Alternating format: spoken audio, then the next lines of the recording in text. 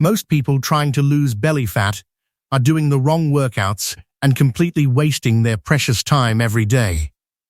The brutal exercises, the ones leaving you gasping and sweating, are actually the least effective for burning dangerous fat. There is a specific type of fat wrapped around your organs that responds only to one precise training method. This fat is called visceral fat, and it silently increases your risk of heart disease, diabetes, and early death. It does not respond to intensity, punishment, or extreme effort the way most fitness influencers want you to believe. It responds to something completely different, something quieter, something most people overlook, because it does not look impressive enough. That sweet spot is called Zone 2, and it is the single most powerful fat-burning state your body has. Inside Zone 2, your body stops reaching for sugar as fuel and begins pulling directly from your stored fat reserves. Not the fat you can pinch under your skin, but the deep, dangerous fat wrapped tightly around your organs. And here is the part that changes everything for people who hate going outside or cannot access a gym daily. You do not need a trail, a park, fresh air, or even a large room to unlock this fat-burning state. Everything you are about to learn can be done inside your home, in a small space, with zero equipment needed. 6 science-backed strategies designed to keep your body locked inside that fat-burning window without ever stepping out your front door. And I am saving the 6th strategy for the very end, because it solves why most people quit indoor cardio completely. But first, you need to truly understand what is happening inside your body the moment you enter Zone 2 training. Because once you see the biology clearly, these exercises stop feeling optional and start feeling like something you genuinely cannot skip. Inside your muscle cells are tiny structures called mitochondria, and they function like powerful engines converting fuel into usable energy daily. What most people never realize is that the type of fuel those engines burn depends entirely on how hard you work. Push too hard, spike your heart rate too fast, and your body immediately panics and grabs for quick-burning glucose sugar. But when you stay at a moderate, sustainable, and steady pace, something far more interesting and powerful begins happening inside you. Your mitochondria quietly shift gears and begin pulling energy from fatty acids instead of sugar, and that changes absolutely everything. This is called the metabolic switch, and Zone 2 training is specifically and precisely designed to trigger it every single session. Scientists can actually measure this in laboratories through something called the respiratory exchange ratio, a real-time readout of your fuel source. And what makes Zone 2 even more powerful over time is that it does not just burn fat during exercise sessions. It rebuilds your entire fat-burning engine from the inside, increasing both the number and efficiency of your mitochondria permanently. More mitochondria means a greater fat-burning capacity not just while you exercise, but continuously throughout your entire day and night. You are not simply changing your workout routine when you do Zone 2 training, you are literally changing your body's biology. There is another layer to this that almost every fitness video and online article completely and frustratingly ignores when discussing fat loss. Visceral fat accumulates and persists largely because of 2 deeply connected problems: chronic low-grade inflammation and something called insulin resistance. When your cells become resistant to insulin, your body starts storing excess fat around your organs like a dangerous hormonal overflow system. Zone 2 training directly attacks both of these problems simultaneously, which is why it is so uniquely powerful for visceral fat reduction. Research consistently shows that regular moderate aerobic exercise lowers inflammatory markers and significantly improves how efficiently your muscles absorb glucose from blood. Better insulin sensitivity means your body stops depositing fat around your organs and starts using it as clean, efficient fuel instead. So while this kind of workout looks easy and unimpressive from the outside, inside your body, something remarkable and meaningful is happening. Now, before you start any of these 6 strategies, you need to know how to recognize Zone 2 without any wearable technology. Most people either push too hard without realizing it, or hold back too much and lose the fat-burning metabolic effect entirely. The most reliable method available to you right now is something beautifully simple called the talk test, and it works every time. If you can speak in short, complete sentences without gasping or straining for air, you are very close to the right intensity. Not completely silent and effortless, but not breathless and struggling either. There should be a gentle, sustainable, and manageable sense of effort. The moment your breathing becomes choppy and you find yourself chasing air between every single word, you have crossed into Zone 3. Zone 3 shifts your body back toward burning glucose for fuel and immediately moves you away from the fat oxidation you want. You will also notice a quiet, steady warmth slowly building in your muscles. Not overwhelming heat, just a calm, spreading physical warmth. This warmth is a physical signal that your body is increasing fat oxidation and beginning to pull from those deep visceral stores. Zone 2 should feel like something you could comfortably sustain for a full hour if your schedule and energy levels allowed it. If you hit a wall or feel exhausted after only 10 minutes, that is a clear sign you pushed too hard. One of the most underrated and overlooked tools for staying precisely in Zone 2 is actually your own breath pattern and rhythm. Researchers studying endurance athletes found that anchoring your movement pace to a controlled breathing rhythm prevents accidental intensity spikes from derailing your session.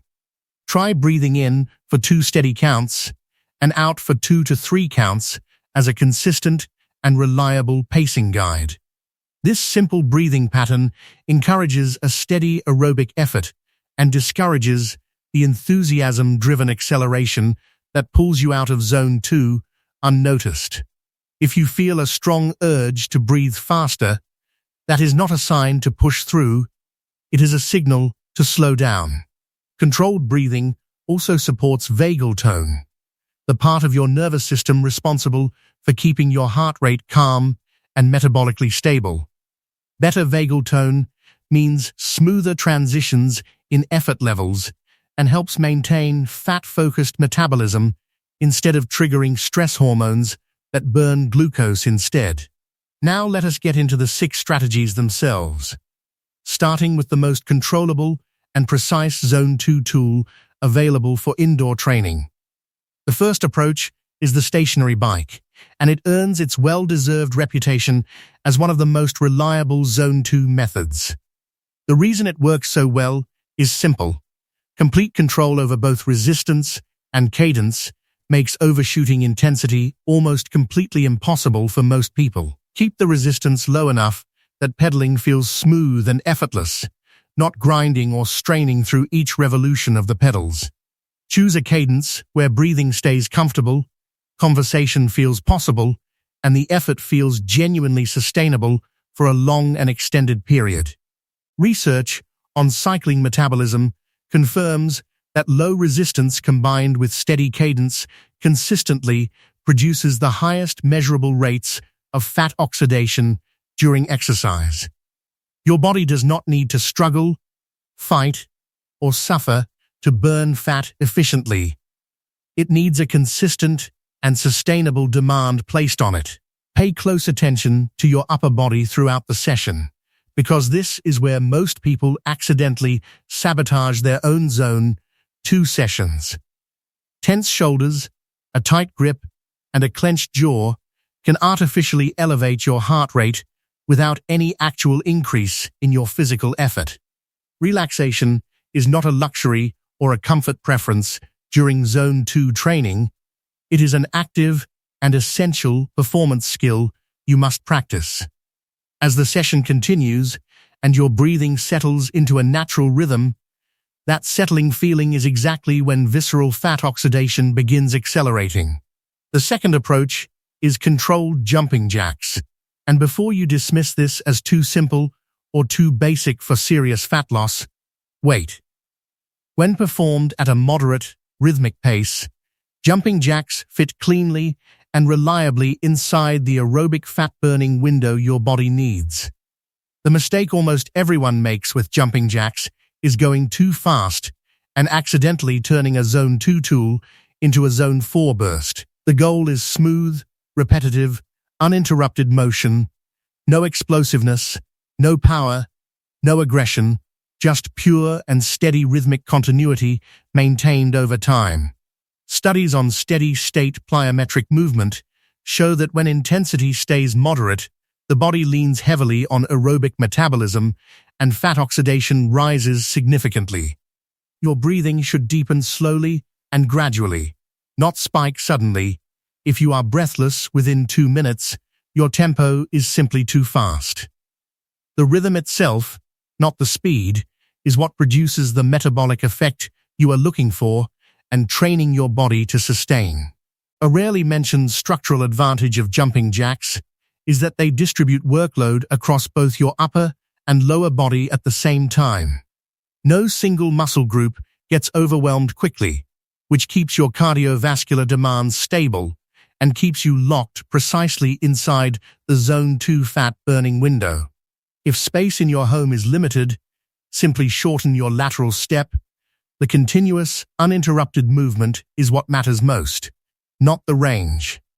Land softly on each repetition, keep your posture upright and relaxed, and always let the pace feel sustainable rather than impressive or fast. The third approach is called the invisible rope technique, and it does exactly what the name suggests. You skip without an actual rope. No tripping hazards, no need for ceiling height clearance, no loud rope impact on the floor, just pure rhythmic bouncing motion that works. The key is keeping each jump small, light, and completely controlled. You are not trying to get height, you are maintaining a steady cadence. Your calves play a central role here, engaging what researchers call the stretch-shorten cycle, a gentle muscle loading pattern that supports steady aerobic fat burning. Your arms should make small, consistent circular movements as though rotating an actual rope. And this subtle involvement helps naturally regulate your pace. As long as your breathing stays smooth and conversation feels completely possible, you are exactly where you need to be metabolically.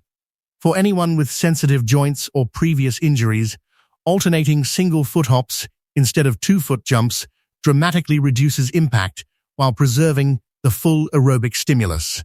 Done consistently over weeks, this low-space routine produces physiological adaptations remarkably similar to moderate outdoor jogging without requiring you to ever step outside.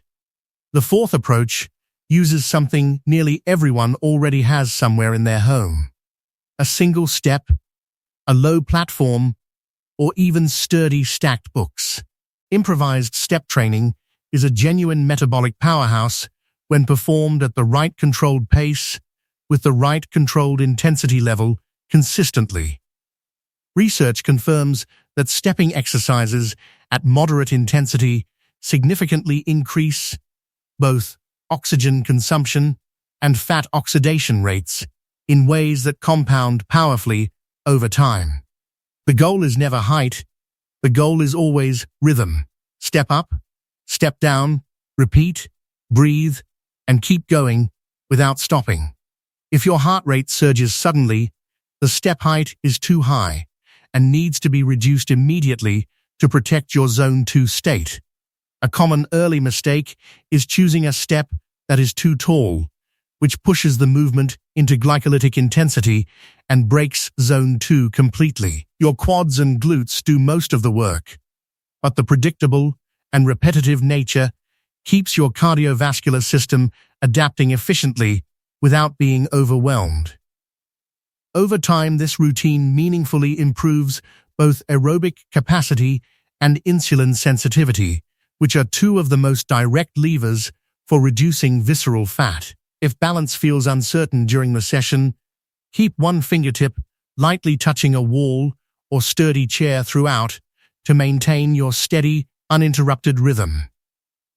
The fifth approach is slow, deliberate high knee marching, and the word slow here is doing the most important work in that sentence. This is not the rapid, intense version associated with boot camps and high-intensity interval training that leaves people breathless and burning glucose rapidly. This is a controlled, intentional elevation of your knees with completely relaxed posture, steady breathing, and a pace that never once feels rushed.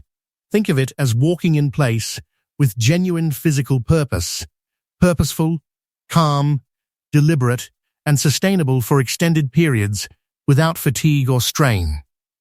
This movement elevates your heart rate just enough to enter zone 2, while keeping physical impact minimal and joint stress virtually non-existent throughout. Research on low-impact aerobic drills confirms they significantly improve cardiorespiratory function when sustained at moderate intensity without the joint damage of higher-impact alternatives. The rhythm is everything here. Lift the knee fully, place the foot down with control and softness, then alternate without rushing or pushing harder. If your shoulders begin tensing or your breathing suddenly quickens, dial your pace back immediately without frustration, judgment, or disappointment about the slowdown. You are not pushing through discomfort here.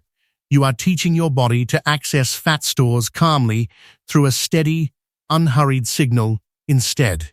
When done for extended intervals, high knee marching engages your hip flexors, your core, and your legs in a balanced and integrated, full-body way. Now for the sixth strategy, the one worth waiting through this entire video for, because it solves the real reason indoor cardio consistently fails people. The fundamental problem with single-movement indoor cardio is that your mind disengages long before your body ever reaches its physical or metabolic limit. And when your mind disengages, your body instinctively speeds up, trying to make the time pass faster, which pushes you straight out of zone 2. The sixth strategy is a structured mini-circuit designed specifically to eliminate the boredom that kills indoor cardio routines before they ever have a real chance. The mini-circuit works by rotating through a sequence of low-intensity movements every 60 to 90 seconds, so your mind stays genuinely engaged throughout. Slow bodyweight squats flow into gentle marching, which transitions into controlled side steps, which cycle into another gentle movement and back around again. Each exercise in the circuit is performed at a completely conversational pace, and the transitions themselves maintain physical momentum without ever spiking your effort level. Studies on aerobic circuit training show that low-intensity multi-movement circuits develop mitochondrial density just as effectively as continuous single exercise sessions when intensity stays moderate.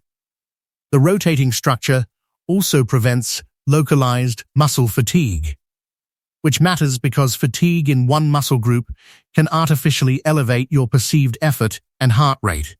By continuously moving the physical demand around different parts of your body, you keep the cardiovascular load stable and fat oxidation running without interruption. Your mind stays engaged because the movement never stops changing. Your body stays in zone 2 because none of the movements ever become explosive. This is the most psychologically intelligent and practically sustainable indoor cardio structure ever designed for people who have tried and quit repetitive cardio before. There are a few critical things to watch for as you begin applying all of these strategies in your actual daily training routine. The single most common mistake is drifting into higher intensity without realizing it has happened, because enthusiasm is a very real threat in zone 2. a slightly faster pace, a slightly higher step, a slightly tighter grip, and suddenly you have already crossed into zone 3 without noticing. Research on metabolic crossover points shows that even small increases in intensity can dramatically and immediately alter which fuel source your body is burning. You do not need to physically feel the difference for your cells to have already completely switched away from fat oxidation to glucose burning. Check in with your breathing every few minutes and ask yourself honestly whether the effort still feels genuinely and comfortably sustainable to maintain. If it does not feel sustainable, slow down immediately and without judgment. Slowing down in zone 2 is not weakness. It is precision.